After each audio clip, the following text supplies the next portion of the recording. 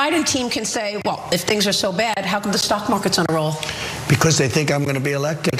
That you think the stock market's rallying because people think you're going to be elected? Yeah. If you take a look at Iowa, if you take a look at New Hampshire, the stock market's been going crazy since then. The Young Turks had a very uninformed reaction to what Trump said the other day. Look, the economy is doing well. That's the pressure that Trump is feeling. That's the pressure that the Republicans are feeling. At least in certain metrics, of course, people are suffering, but the metrics that they like to go to on channels like Fox News are not working the way that they want them to. The US economy added more than 350,000 jobs in January, which was significantly higher than was expected.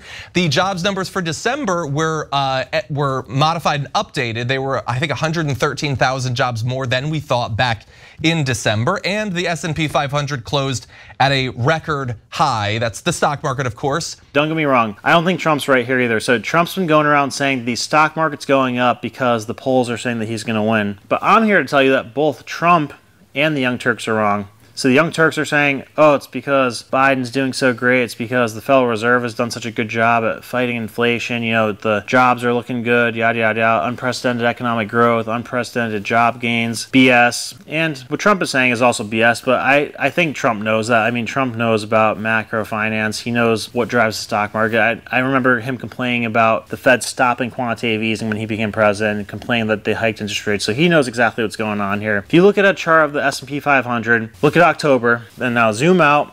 So you see a pretty significant downtrend. Then what happens in October 2023? Powell comes out, starts saying, yeah, you know, we're actually going to start cutting rates by end of Q1 2024. Then boom, from that day, we've seen the stock market rip higher.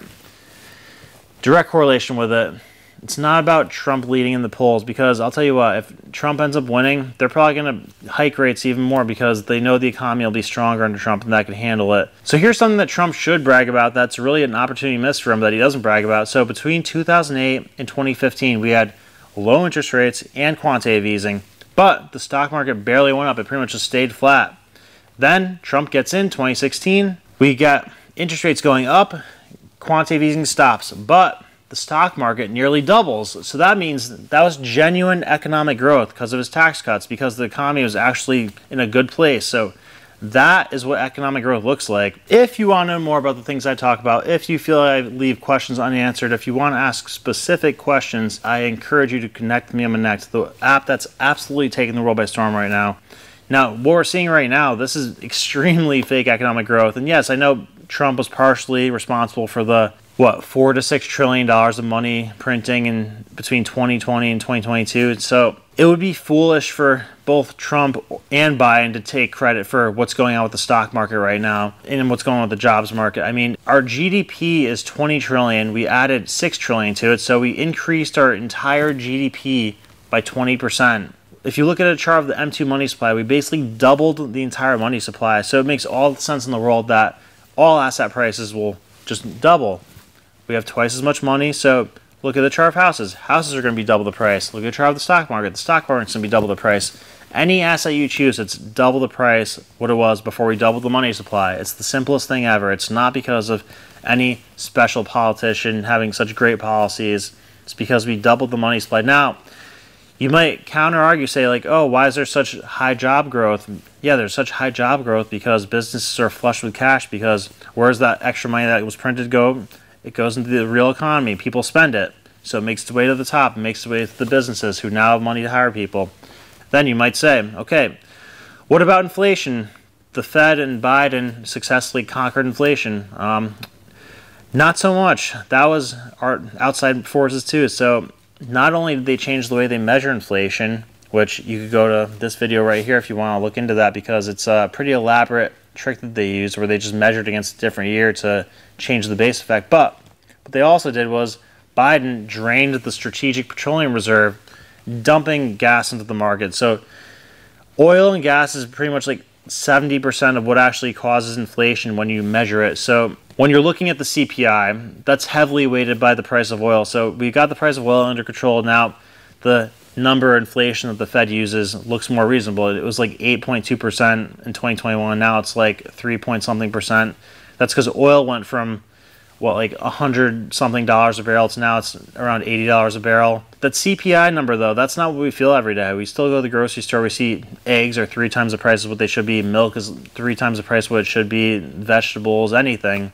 All the basic things that we need are still more expensive than they ever used to be, even though we're being gaslit by the government saying that, oh yeah, inflation's done. We conquered inflation. Yeah, good job, guys. Not so much the case. So, like I said at the beginning, Trump is being silly here. He's being misleading. The stock market's not going up because of him, because he's winning in the polls. And the Young Turks are being extremely foolish. And, I mean, you can't blame them, because I doubt they know the depths of macroeconomics and how people impacted and how actions impacted. But, yeah, I mean, they're just doing their talking points here by saying that it's because of Biden or the Federal Reserve that we have unprecedented economic growth or unprecedented job gains. I mean, all of this is totally artificial. It's not real economic growth. It's foolish for them to take that perspective. And like I said, for Trump, he has so many wins. I mean, he could be pointing to real life things that he did instead of taking this fake narrative that's easy for people to debunk like they're doing right now. That's how I feel about this situation. I mean, I'm just being straight with you. I'm a big fan of Trump. I hope he wins, but I'm calling it like I see it. He has a ton of wins under his belt, and I think he could point to the real things a lot more, because what he's saying right here about the stock market going up because he's winning the polls is outright silly. I mean, you could see exactly the day that Jerome Powell said rates are going to start going down, the stock market skyrocketed. Before that day, the stock market was on a steady downtrend, so it's not because of Trump winning in the polls. He was winning in the polls before that. So, case dismissed. Young Turks don't know how to talk about economics. Trump should point to things that, you know, he could actually back up that he was responsible for. Like, he's not responsible for the market going up right now. So that's how I see it. Please let me know if you disagree. I would love to argue with you guys. Drop that in the comment section, and I will see you later. As always, thanks for watching. God bless.